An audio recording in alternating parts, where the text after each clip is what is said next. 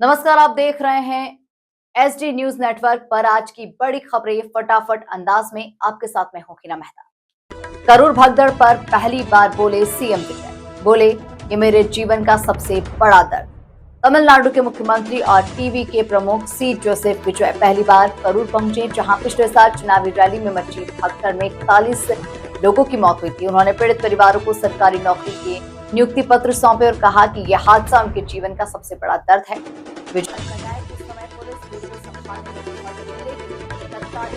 सरकार ने मौतों का जिम्मेदार उन्हें ठहराने की कोशिश की। अब सरकार बनने के बाद उन्होंने पीड़ित परिवारों को राहत देने का वादा निभाया है, यानी इस मामले में सियासत अभी भी जारी है, लेकिन सरकार पीड़ितों को मदद देने की दिशा में कदम बढ़ा रही है। सुप्रीम कोर्ट में वकील का हंगामा, सीजेआई के लिए अपशब्द बोले। सुप्रीम कोर्ट में शुक्रवार को सुनवाई के दौरान उस वक्त हंगामा मच गया जब एक याचिकाकर्ता वकील ने अदालत की गरिमा भंग करते हुए मुख्य न्यायाधीश के लिए अपमानजनक शब्दों का इस्तेमाल किया। इतना ही नहीं, उसने कोर्ट में फाइलें उछाल दी और जजों से बहस करते हुए अभद्र व्यवहार किया। इसके बाद सुरक्षा कर्मियों ने उसे तुरंत कोर्ट रूम से बाहर निकाल दिया। हालांकि अदालत ने उसके खिलाफ अवमानना की कार्रवाई की, लेकिन उसकी याचिका तुरंत खारिज कर दी।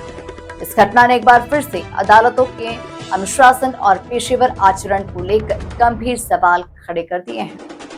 न्यूजीलैंड पहुंचे पीएम मोदी, एफटीए डील और भारतीय समुदाय पर रहेगा फोकस।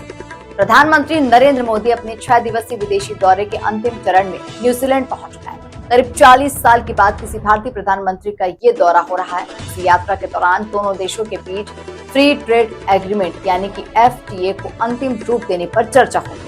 इसके अलावा व्यापार, निवेश और रणनीतिक सहयोग बढ़ाने पर भी बातचीत होगी। पीएम ऑकलैंड में करीब 40,000 भारतीय मूल के लोगों को भी संबोधित करेंगे। माना जा रहा है कि दौरा भारत और न्यूजीलैंड के आर्थिक और कूटनीतिक संबंधों को नई मजबूती देने की दिशा में अहम साबित हो सकता है। अब बिना डॉक्टर की पर्ची नहीं मिलेगी हाई अल्कोहल वाली दवा।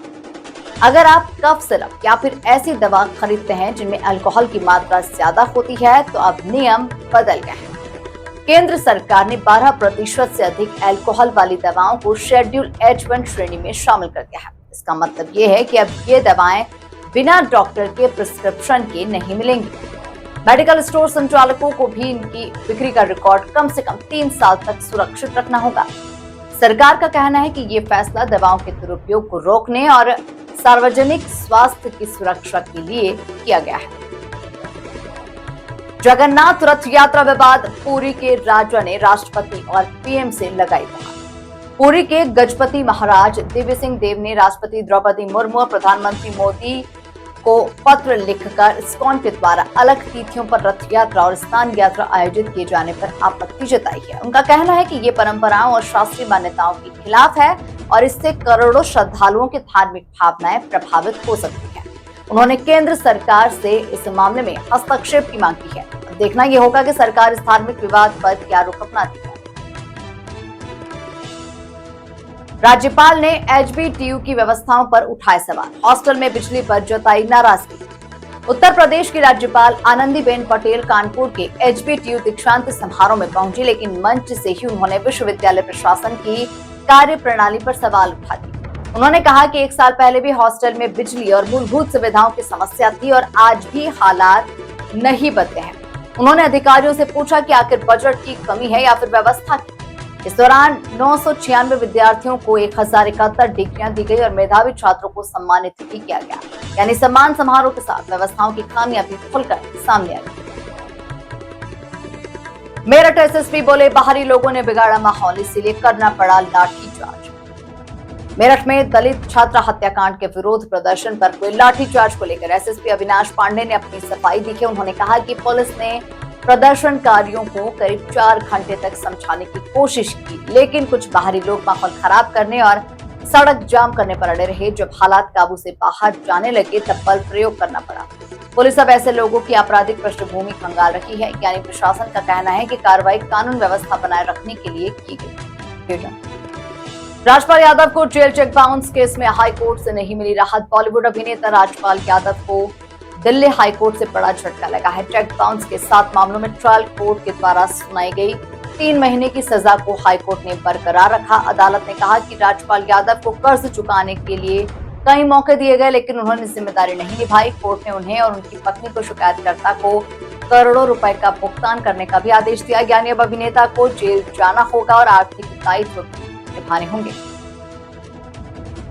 स्मार्ट क्लास में चला अश्लील गाना, हेडमास्टर सस्पेंड। उत्तर प्रदेश के महोबा जिले के एक सरकारी प्राथमिक विद्यालय का वीडियो सोशल मीडिया पर वायरल हो गया, जिसमें स्कूल की स्मार्ट क्लास में अश्लील भोजपुरी गाना बजता दिखाई दिया। आरोप है कि हेडमास्टर खुद बेंच पर लेटकर गाना सुन रहे थे। ग्रामीणों ने इसकी शिकायत शिक्षा विभाग से की। जांच में आरोप सही पाए जाने के बाद बेसिक शिक्षा अधिकारी ने हेडमास्टर को तत्काल प्रभाव से निलंबित कर दिया। साथ ही उनके खिलाफ विभागीय कार्रवाई की भी शुरुआत कर दी गई है। इंग्लैंड से हार के बाद बीसीसीआई करेगा टीम इंडिया का रिव्यू। इंग्लैंड के खिलाफ टी20 सीरीज में खराब प्रदर्शन के बाद भारतीय क्रिकेट टीम की समीक्षा होने जा रही है। रिपोर्ट्स के मुताबिक बीसीसीआई टीम की रणनीति, चयन प्रक्रिया, हेड कोच गौतम गंभीर की भूमिका और कप्तान श्रेयस अय्यर के नेतृत्व का मूल्यांकन करेगा। भारत लगातार आयरलैंड और इंग्लैंड के खिलाफ उम्मीद के मुताबिक, हालांकि फिलहाल किसी बड़े बदलाव का फैसला नहीं हुआ है, लेकिन साफ है कि बोर्ड अब टीम के प्रदर्शन पर गंभीरता से मंथन करने जा रहा है। फिलहाल अगले अंक में आपसे फिर होगी मुलाकात। तब तक के लिए दीजिए इजाजत। नमस्कार।